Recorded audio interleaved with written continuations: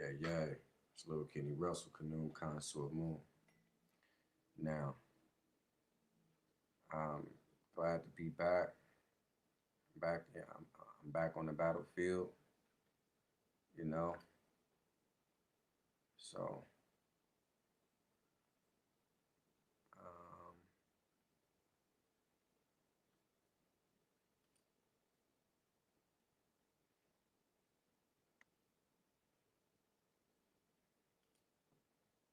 trying out some new stuff. All right, so I have some new software. I'm just trying it out.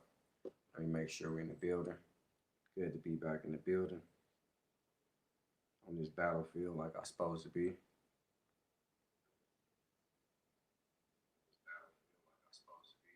All right, so what I was doing, I was clearing out the New Year's resolution type of niggas. I was clearing out you revolutionary fake niggas. Okay, you Black History Month type of niggas. I like to clear all that away because it's fictitious. Okay, just like the religions that I'm going to continue to expose. So I've been away for reasoning, for strategic reasoning. I'm not one of these people that's going to be here fly by night, ring of the mill type of guy. So I'm going to be here, and the ancestors is the reason why. Uh, I take full accountability and responsibility of the actions and the words that I spit because it's all brought to you under the influence of the ancestors. So I'm speaking for the ancestors, if you will. I will not let anybody tarnish the legacy of the ancestors, what they put forth, what they brought before us, and I will not let Western academia, fictitious lies, and all this type of stuff deter the legacy of the ancestors. I refuse to do so. So, in the honor of ancestors, I'm gonna continue to smash and push forth with passion like I do all the time. Now, um,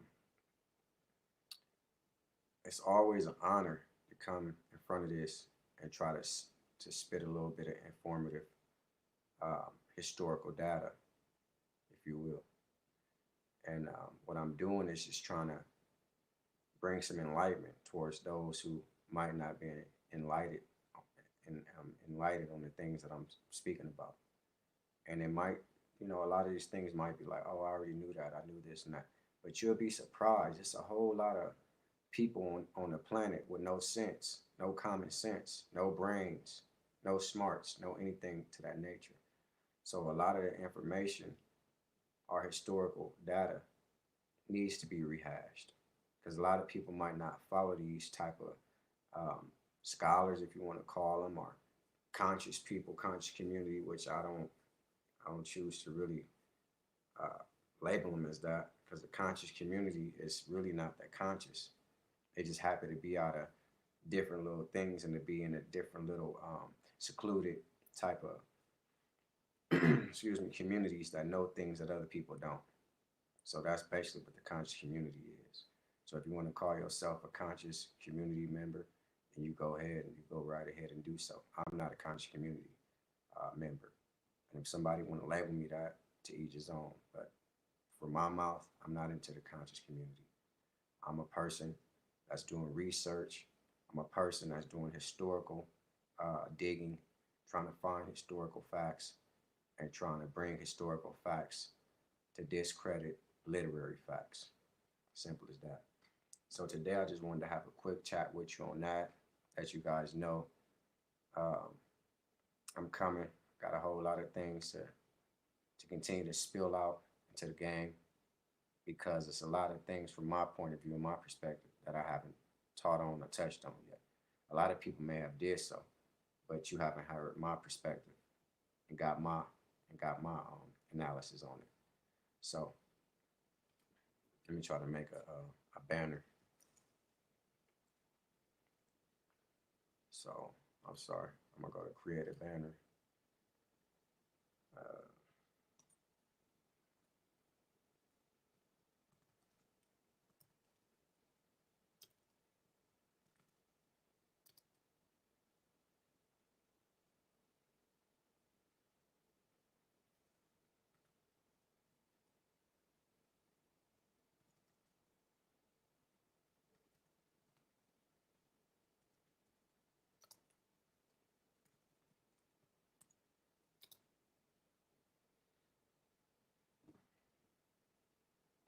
right? Let's see what I did.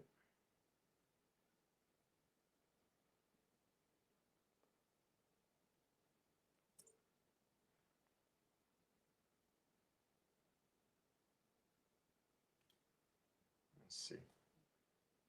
Okay. Yeah, that's gonna work.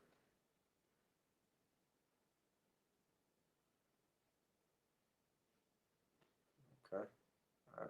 That's gonna work. So I'll have different banners up um, for upcoming events and things of that nature. Right now, I don't have anything to tell you that's coming up. I got stuff that's coming up. I don't want to strategically put a date on it. Like I say, I don't, because if I put a date on it, I'll have to come and do it. I'm not gonna put dates up and then not come and uh, do right by the date that I put up. So for right now, I got many things brewing up. I got so many lectures and PowerPoints ready to go.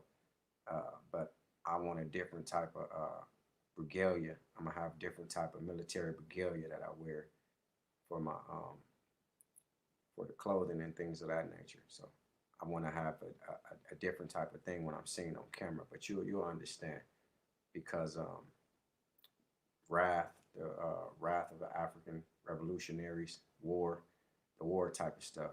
I'm coming with. I need to look the part. You understand? So my mind is military always. So, and you need to understand that the warrior's strongest weapon is his mind. A warrior's strongest weapon is his mind. So if you're gonna be thinking that you're some powerful warrior, you can be the biggest man in the world. But if you don't have the mindset, you're gonna fall. You see, you can be the smallest man in the world.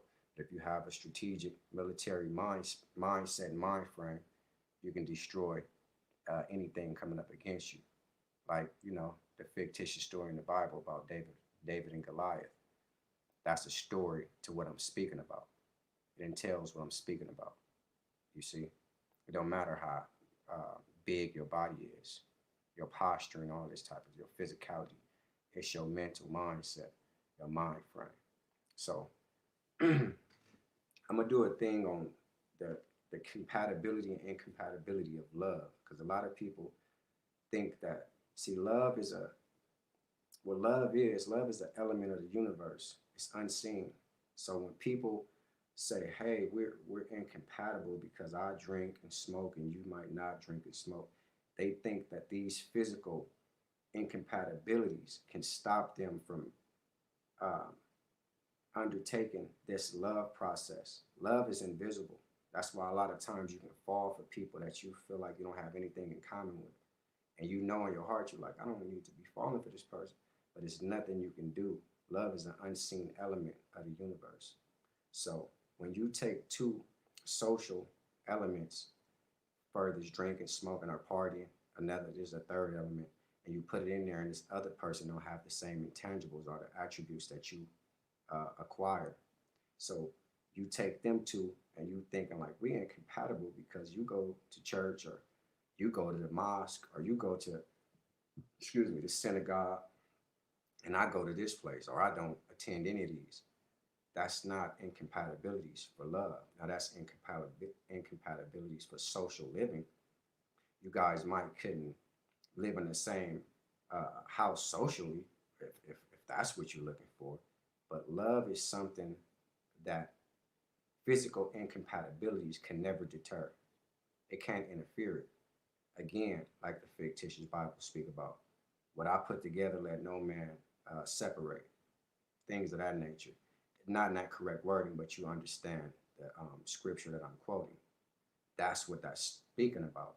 What the universe bring together, no man can separate that. So if you love a person, there's nothing that's going to separate that love that you guys have for each other except the two parties or the one party that takes control and say, you know what, I'm out of love with that person because these social incompatibilities or these physical incompatibilities that we have, I'm going to let that overpower this unseen compatibility from the universe, which is love, the source of love, love source. So that's for human beings to interfere with the universe, to try to disregard or to try to put something together that should not go together. So, I mean, you have toxic love. You have a lot of different type of love. You have love that's physical, that should not be taking place, but it does anyway. These are all forms of love. You know what I mean? That's taking place, and it's nothing that these people can do about it, uh, unseen wise. But now, physically, seen wise, things that you can see and do about it, you can. You can take yourself out of that party. You're going to eliminate that love experience between the two. Or it might be three or four, who knows? Because everybody is loving everybody these days. So I'm going to go in depth on this in the lecture about the incompatibilities of love and the physical incompatibilities opposed to the unseen things because people need to know how to deter between the two, which they don't. So if I smoke and drink and you don't, we can't be in love. That's false. If you a Christian man and I'm a Muslim man, see, we can't be together. No, these are things that people, human beings, put into the physical world to stop you from a Muslim loving a Buddhist. See, religion makes you do this stuff. That's what everything I speak about all boils down to. How religion must be eradicated if you're not going to use it properly. And I don't think any religion can be used properly if the person mindset is not properly fit to use that religion in a way that it's intended on being used. Okay? So if I'm a Christian and you're a Muslim, since I go to the mosque, you go to the church, I listen to my I listen to my you listen to the pastor or the reverend or the bishop, whatever have you, and I'm listening to my imam. See, we clashing heads. We don't even have the same God, so we can't love each other. You'll be surprised how many people is in love like that. But what they're gonna do, they come from a Muslim background and one come from a Christian background, so they're gonna say our families is not gonna understand it. We're not gonna be able to get along. So them physical incompatibilities stop them from bringing forth this love.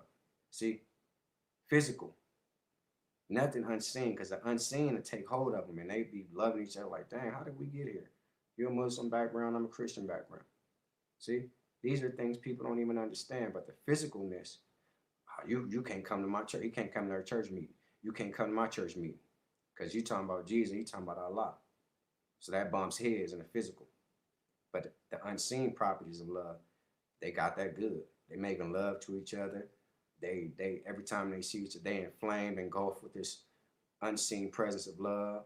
I mean, the way you walk, look, everything is flames is sparking, but physical incompatibilities stop you from enjoying this unseen presence of the universe. So I'm gonna go into that a little bit deeper in the lecture. This was just a quick chat and a quick build to let you know it's Lil Kenny Russell, Khnum Consul Moon. I'm still here. War, Wrath of African Revolutionaries coming. And all I want to speak about is facts, which is a direct quote from Dr. Walter Williams. Facts, which are stronger than arguments, more profound than reasoning, more dependable than opinion. Silences dispute, supersedes prediction, and facts always end the arguments, if you know the facts. Okay? So it's Lil Kenny Russell, Khnum Consul Moon. It's just a quick chat. I want to just say thank you for tuning in. We back. I'm going to ramp things up on you. It's going to be a beautiful time to learn. And it's going to be a beautiful time for you to go outside the box. Yeah, yeah.